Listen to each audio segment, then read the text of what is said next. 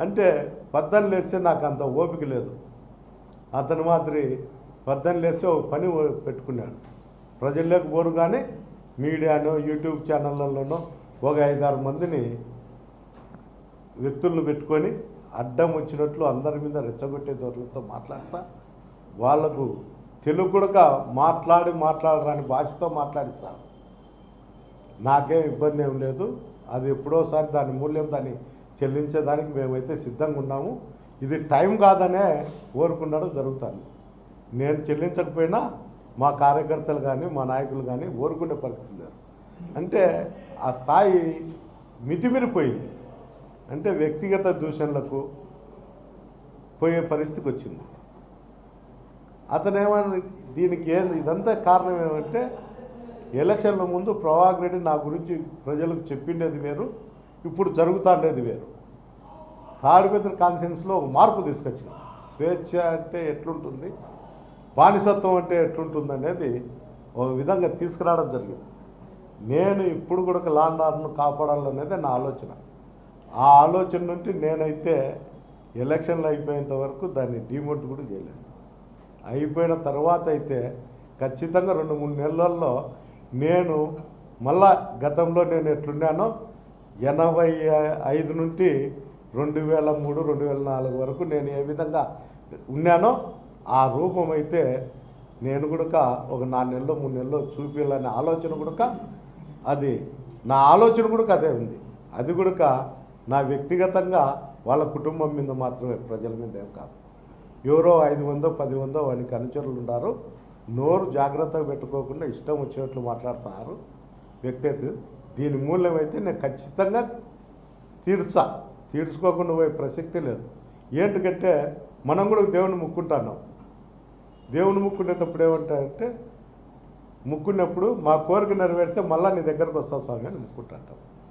ముక్కున్నప్పుడు మనకు నెరవేరకపోని మళ్ళీ ఆ దేవుని దగ్గరకు పోయి వస్తానే ఉంటాం. అందువల్ల నేను కూడా నా జీవితం మర్చిపోతే అందరికి కూడా పెద్దారెడ్డి ఇంత సామ్యుడిగా ఉన్నాడు అని దావుంటి వాడు కూడా నన్ను కాలుతో దండిపోతారు. నేను కాలుతో దండించుకునే పరిస్థితుల్లో ఎప్పటికీ లేను. ఒక్కసారి అయితే నా పాత జీవితంలోకి నేను ఒకసారి అయితే పోవాలనే ఆలోచన అయితే ఉంది. కానీ అది ఎలక్షన్లు అయిపోయిన తర్వాతనే నా పాత జీవితంలోకి నేను ఖచ్చితంగా 3-4 నెలలు అయితే పోతాను. పోయి నాకు ఎవరు కావాల్సింటే వాళ్ళని ఎదుర్కొంటా తప్ప నేను ఏరే విధంగా ఉన్నాను. ఇది కూడా నా ఓర్పు పరీక్ష. ఇది నాకేం ఏరే విధంగా లేదు. అది చిన్న సామాన్యునికి కూడా నా లాంటి పరిస్థితి వచ్చే వాడు ఎప్పుడో ఈ రోజుకు ఘర్షణకు దిగేవాడు. కానీ నేను దిగను. ఇప్పుడు పోతే నష్టం ఏముంది అని అడగచ్చు. ఇప్పుడు పోయి డిస్టర్బ్ చేసి ఇన్ని రోజులు నేను మంచిగా ప్రజలతో అందరికి ఉండి డిస్టర్బ్ చేసి వాడు ఆగింతం చేసి బజార్లోకి వచ్చాడు. గుడ్డలు దించుకొని ఇంకోటి ఊరికి నేను బజారుకి పోతానే అతనికి బట్టలు దించుకొని ఎమ్మెల్యే పోతా నన్ను కొట్టిపోయినాడని. అందుకనే సానుభూతి అతనికి తెచ్చేదాని పరిస్థితుల్లో నెగిటివ్ పరిస్థితుల్లో లేను. అందువల్ల ఎప్పుడన్నా ఎవరన్నా కానీ వాళ్ళ వ్యాపారం వాళ్ళ వృత్తి రూపకంగా సంపాదించుకుంటారు. కానీ ఎవరు సంపాదించుకోకుండా పోయేవాడు సామాన్యుడు కూడా ఒకప్పుడు రిక్షా పెట్టింటాడు, ఇప్పుడు ఆటో పెడతాడు, మళ్ళీ ట్యాక్సీ పెడతాడు, మళ్ళీ బస్సు పెడతాడు, ఇంకోటి పెడతాడు ఉంటుంది. ఏమి నీ దగ్గర ఏమున్నది? బ్రాండ్ షాపుల కాడ 1000-100 అడుక్కుంటాను నేను. ఏరే బస్సు ఓనర్లతో టైర్లు అడుక్కుంటాను నేను. తాడిపత్రిలో అందరికీ తెలుసు నువ్వు అడక్క తినే చేష్టలు. నువ్వు ఈరోజు 10 రూపాయలు సంపాదించుకున్నా కూడా నువ్వు మున్సిపాలిటీ మీద ఆధారపడే ఆ రూముల మీద ఆధారపడే నువ్వు జీవనం సాగిస్తావు. నువ్వు అందరి గురించి మాట్లాడితే నీ బతుకు గురించి అందరికీ తెలిసే నువ్వు కూడా మాట్లాడతావు. నీ చేతనైతే మున్సిపాలిటీ డెవలప్ చేస్తాడా అని చెప్తాను. ఈ రోజు కూడా నేను మున్సిపాలిటీకి నువ్వు టెండర్లు పిలుచా అని అబద్ధం చేసి కమిషనర్లకు చెప్పి నేను వర్కులు చేయించిన కమిషనర్ అందరూ చేర్చంటే ఈ రోజు కూడా డ్రైనేజ్ క్లీనింగ్లు నేనే చేస్తాను.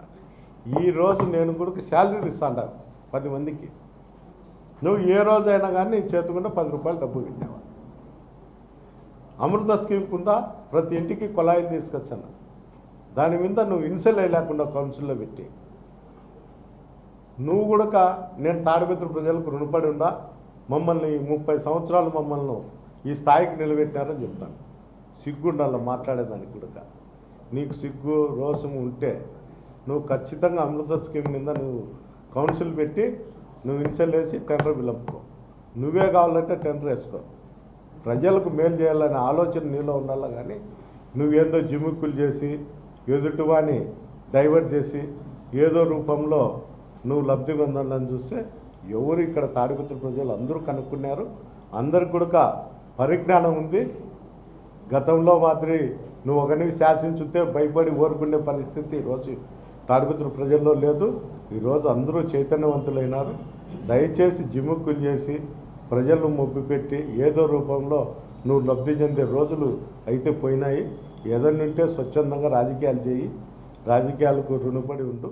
అంతే తప్ప నీ ఇష్టం వచ్చినట్టు నువ్వు లెటర్లు ఇచ్చేది, నీ ఇష్టం వచ్చినప్పుడు దాన్ని బ్లాక్మెయిల్ చేసేది, ఈ విధంగా చేయడం అనేది తప్పు. ఈవెన్ కింద అధికారులే కాదు, జిల్లా అధికారులు సైతం భయపడించుకుంటాను. కనీసం ఏదో అతను ఏం మాయం చేస్తాడేమో కానీ అందరూ కూడా అతని మీద వచ్చేటప్పటికి ఏదో ఒక సాఫ్ట్ కార్నరో లేకపోతే ఒక భయమో లేకపోతే వివిధ రకాల కారణాల్లో నాకు తెలుసు. కానీ అందరూ ఆలోచన చేసే పరిస్థితికి ఈరోజు వచ్చిన ప్రతి ఒక్కరిని బ్లాక్మెయిల్ చేస్తాడు అధికారులు. దయచేసి చైర్మన్ గారు, నువ్వు దయచేసి ఇలాంటి ఆలోచనలు మానుకో.